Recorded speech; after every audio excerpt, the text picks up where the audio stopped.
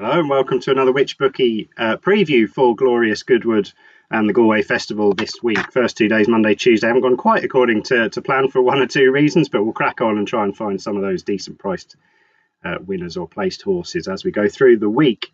Wednesday, as I speak, hopefully you get to see this video before the selections actually run. We've got a couple that have been finalised out of those first mentioned in the video.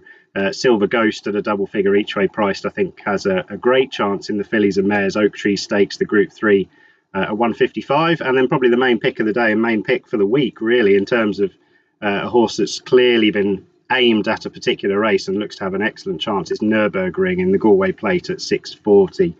Just looks to have been lined up, and he'll absolutely relish the stamina test and the closing stages at Galway up that hill, as he did last year, of course. Right, on to Thursday then. Early mentions, early thoughts in terms of what might potentially pan out on Thursday at Goodwood. There's one or two fairly hefty showers forecast for the day, so might just be one of those days where we just have to keep half an eye on the weather, and I'll give a few horses here that might like things one way or the other. And in the 120, the 10 furlong 3-year-old handicap, there's a horse here that if it did get a little bit softer and they had some of those hefty showers, Daiquiri Bay, I think, is really interesting for Alan King. He's 20 plus to 1 as things stand, because he comes off the back of a midfield run at Royal Ascot. But that was a cracking run, actually, in the context of things, because I think this is probably a slightly less classy race, if you will. That one was run by Merchant, of course, who runs slightly later on in the day, the King George V Stakes, that was.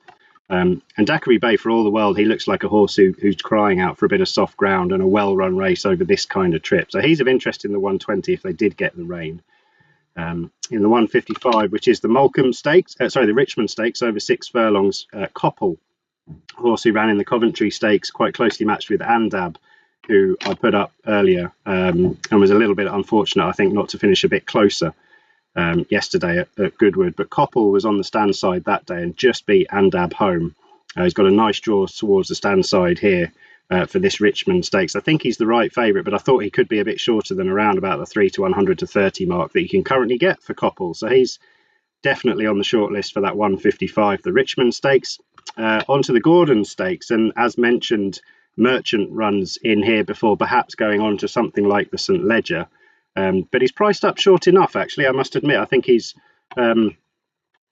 probably a little bit skinnier than he really should be. The one that intrigues me the most, particularly again if they get the rain, is Sir Dinadan, who's just been bubbling under, I think, for Rafe Beckett. He's been in Ameloc's shadow, his stablemate, for a little while, but then he ran a cracker, I thought, in the Irish Derby when he put it up to Lambourne for a long way and only just gave best late on account of trying to go with that multiple Derby winner, of course, Lambourne. So Sir Dinadan definitely on the radar for the Gordon Stakes. Onto the Nassau Stakes after that. Really intriguing renewal of this. 5 quality horses. Weather will play a part, you would imagine, and also tactics will play a part with the 2 Ballydor runners in here. Well, and Bedtime Story, but fascinating to see how they get on against the likes of Sassine, Running Lion, and of course See the Fire. So yeah, at the minute, watching brief for that particular race, as it probably is for the most of the remainder of the Goodwood card. I must admit, some of those races slightly after the main body look tricky enough. This 5 furlong handicap at 345 looks tricky. 7 furlong Nursery at 420, and the 455 Maiden as well, which is always a good race, to be fair. And there might be a horse in the very, very last, the 530, a mile handicap for 3-year-olds. That might just be worth a bit of a second interest, which would be King Casper, drawn out wide, which is possibly not ideal, but not insurmountable. He's not quite had things go his way on this occasion. He's a forward-going horse, so he wouldn't want too many other horses pushing on, and we'll delve through the form a little bit more and see if that's going to be beneficial or not. But he's definitely a shortlist horse at this stage for Thursday at Goodwood, glorious Goodwood. Whatever you do, have good luck and enjoy.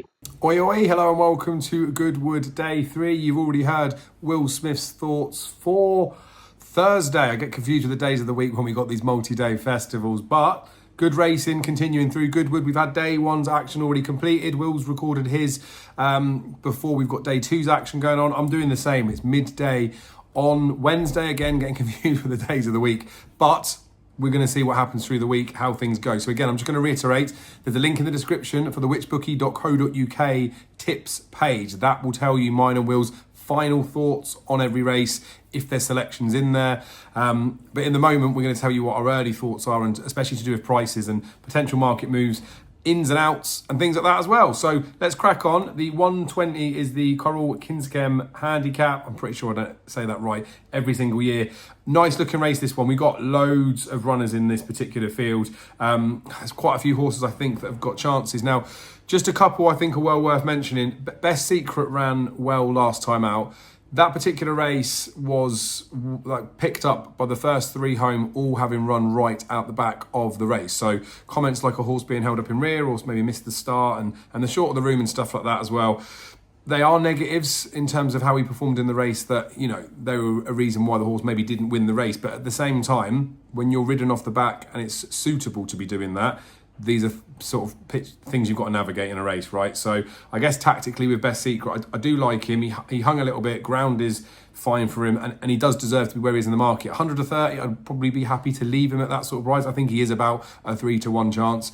So a tiny bit of juice in there for those that want to get into him. But maybe his running style, he needs things to just play out for him. I can't imagine him being ridden more aggressively to not have to worry about the gaps. And there's just a few concerns about him. For all that, I think he'll definitely finish in the frame. The one that I was genuinely interested in, though, is Mahaba Ghayath.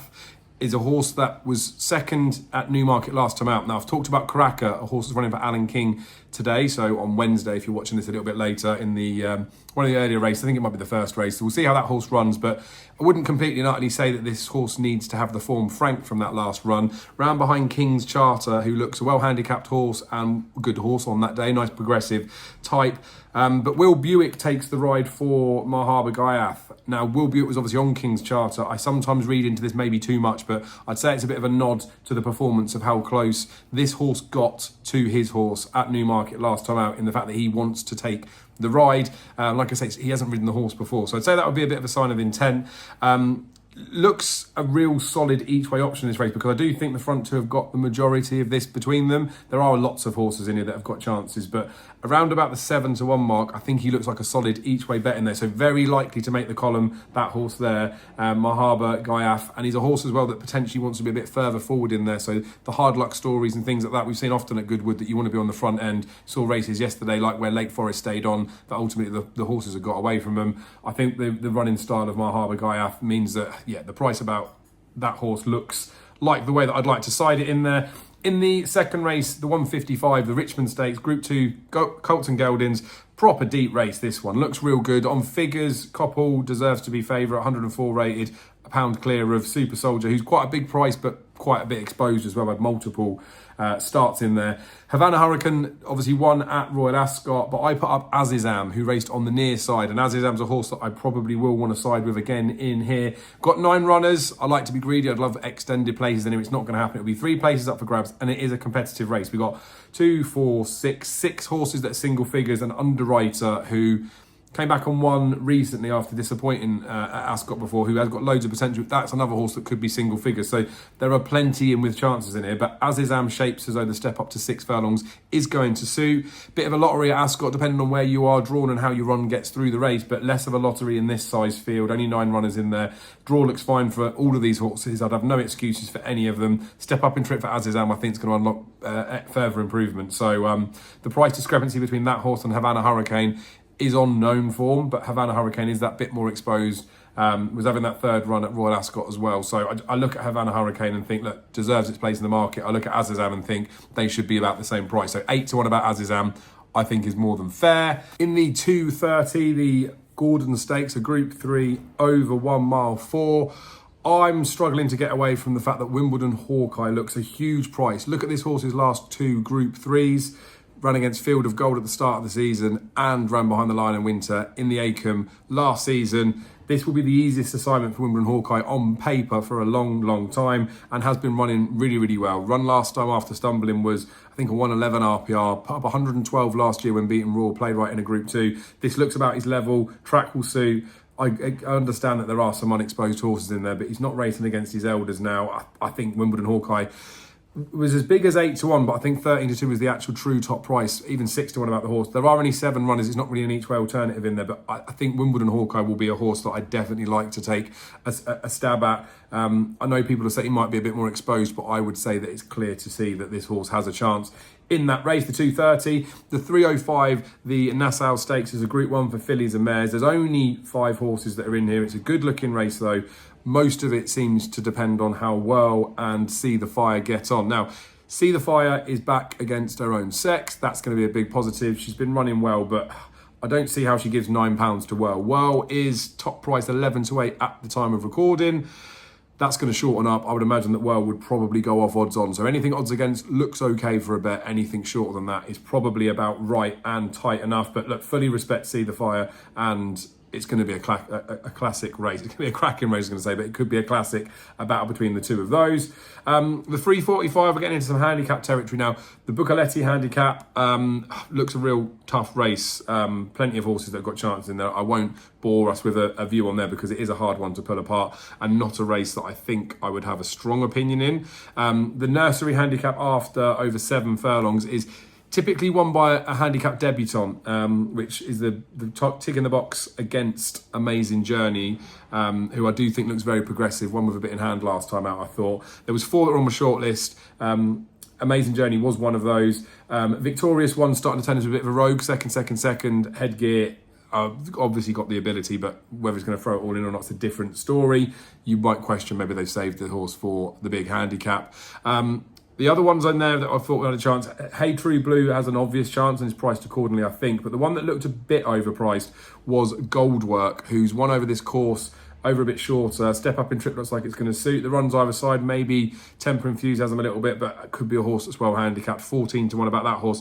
Looks big. We'll have to see if that makes the final column, which you can find out by clicking the link in the description. Last couple of races is a maiden stakes and then a tote handicap over 1 mile, which I don't have an opinion in either of those, so we'll leave this as it is. Myself and Will will be back again tomorrow, as we will be for the rest of the week. We're on to day 3 now. There'll be 2 more videos coming out for us to seal this up. If we've got any fancies over at Galway or anywhere else, we'll let you know too. But appreciate your guys' support. Drop a like on the video if you'd like to do so. Make sure you're subscribed to the Which Bookie YouTube channel. Drop a comment below with what your best bet may be for day 3, and we will see you again very soon.